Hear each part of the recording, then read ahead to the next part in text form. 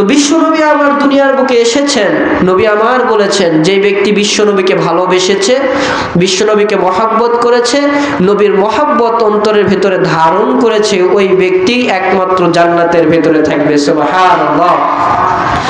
তাহলে নবীর মহব্বত ভালোবাসা আপনার আমার অন্তরের ভিতরে থাকতে হবে, তাছাড়া আমরা পাক্কা মুমিন কখনো হইতে পারবো।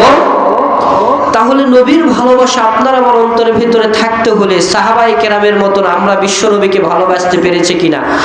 নবী আমার বলেন, বা মুফাসসিরিনে কেরাম কিতাবের ভিতরে লিখেছেন, সাহাবায়ে কেরাম যে পরিমাণ নবীকে ভালোবেসেছেন, এই ভালোবাসাকে লক্ষ লক্ষ কোটি কোটি ভাগ করার পরে এক ভাগ বা এক টুকরা পরিমাণ যদি আমরা রাসূলকে ভালোবাসতে পারি তাহলে আমরা জান্নাতি।